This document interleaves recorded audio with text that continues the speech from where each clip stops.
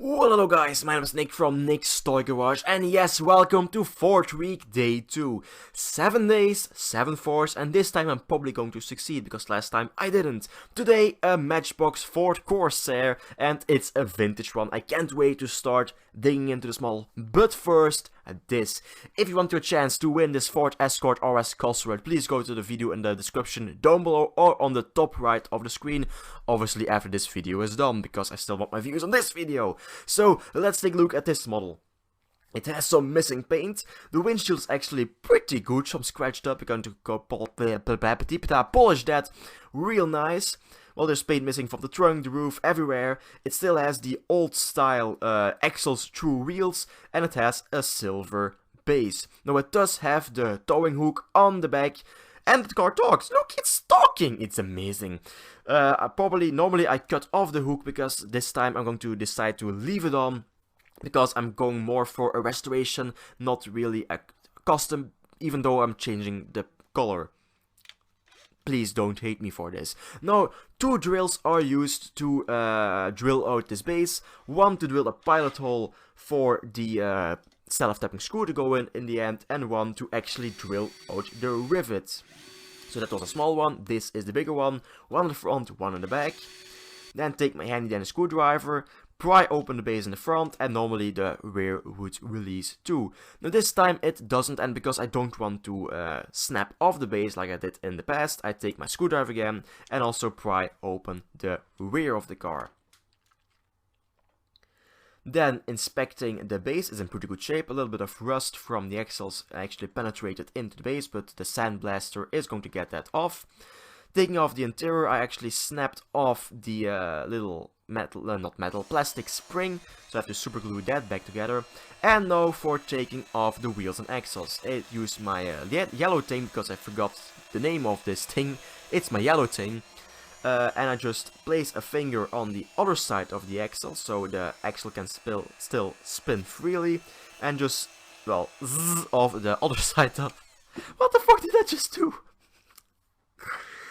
Oh well, taking out the axles and the wheels so the base can go into the sandblaster, because it's not going to stay silver.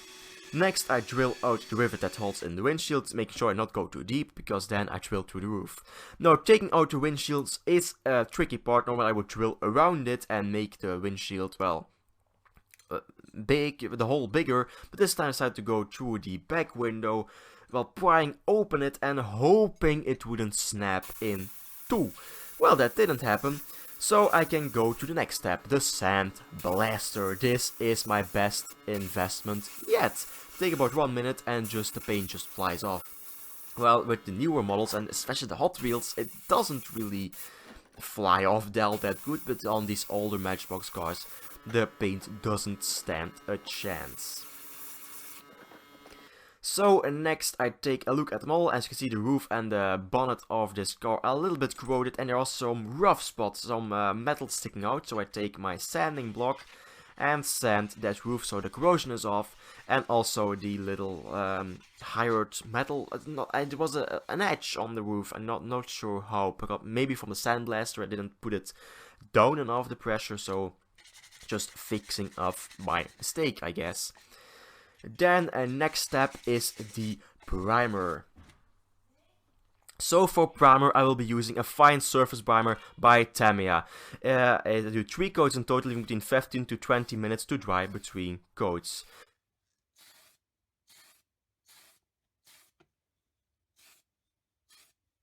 Three coats in total, leaving 15 to 20 minutes to dry between coats. Then onto the base, I actually use a black primer this time, because the base is going to be black. So 2 coats of the black primer and then 2 coats of the regular black to finish off the base. Oh, I actually decided to record the second primer going on. That's amazing. So again, leaving them to dry for about 20, I think even letting to dry 30 minutes, so just to be sure that I didn't mess anything up. Then next for the color, I didn't go for the original yellow color. I actually go for a cream color this time, because it's an older car. I think it's from the 60s, and the cream color just suits this model so good. My airbrush is acting up a little bit. I'm not sure why. It's bubbling from the chamber, so I have to take it apart again, clean everything, and just seal everything up again. So again, I did, I think, 2 or 3 coats of this cream color, leaving again 15 to 20 minutes to dry between coats.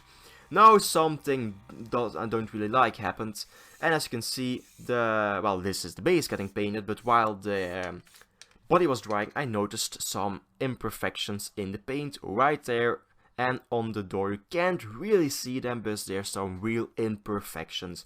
So I take my little sanding paper again and sand out the imperfections. And after that, I use my cream color again and paint the model once more so I can get, and I put on a little bit of a thicker layer so the paint would actually be looking nice. After that is done, I take the interior, I take the wheels and axles and the windshield. The windshield needs polishing. I just drop. I always drop windshields. Luckily they're plastic. Then the model itself, the interior itself, got some hot soapy water and a toothbrush so I can clean them. And then on to the axles. Now they're quite rusty, so I have a solution for that. I have another thingy magic for my, and I also have the thingy the spring I need to still super glue together. Forgot about that. So let's take a look at how I do everything. First, my toothbrush, brushing the interior black to showroom condition. I wish you can do this in real life, take a toothbrush and clean an actual car interior, but you cannot do that. So after that's clean, I let it dry in the sun for about, I have no idea, it was dry, didn't time it.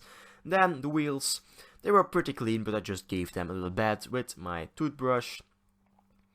Next, I clean up, because you have to clean up afterwards, because otherwise it's going to be a mess. After that, I take my rag and clean up the water that's still there, so I don't have any problem with anything. Then I take my drill, put in my sanding implement thingy magic, take the axles and just remove all the rust from the axles. And also, getting my nails done in the meantime, because, I need to look fabulous. I'm a YouTuber, my nails need to look fabulous, even though I'm looking at my nails right now, they look horrible. There's still white paint on my nails. This video is recorded 2 days ago and I still got... I did wash myself, but there's still white paint. It doesn't come off. So that's my ranting part of the video. Sorry guys. Next I'll throw away my sanding implement and do in my polishing implement all my drill bits. Dip it in the polishing compound and then just speed up the process. Polishing the windshield, because you don't want to see me polish a windshield for 2 minutes. Next, the fine details. Not really much fine details on this car, just the 4 door handles with my little toothpick. And obviously the front headlights I also did in the same chromish color.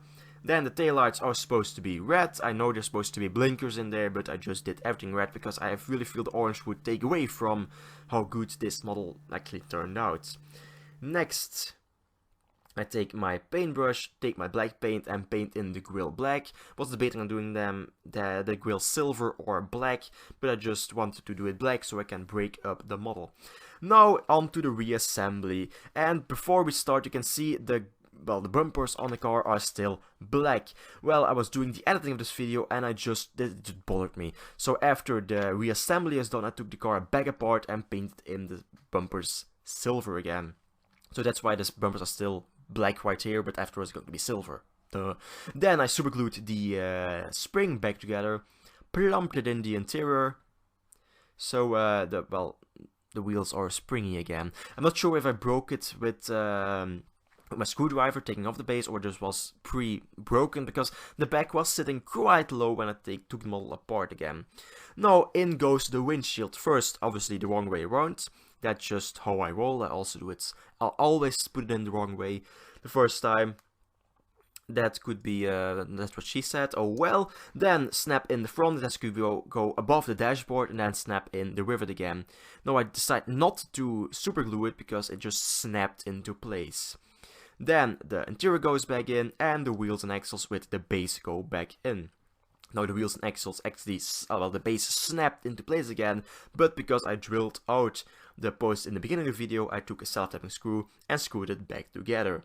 Now the model goes back apart and I just paint in the front and rear bumper in chromish paint, because again it bothered me how it turned out in black.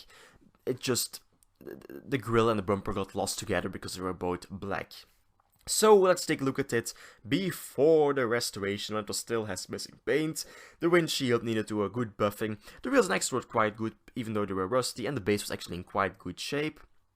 And obviously there were no details on the car to begin with, and the interior was obviously quite dusty. When this thing is done spinning around, let's take a look at it after the restoration right here. It's cream, it has details, it still has a towing hook on the back, and it's chrome bumpers. So I really enjoyed this restoration. If you did too, please leave a like, subscribe, and I will see you in a future video. Bye.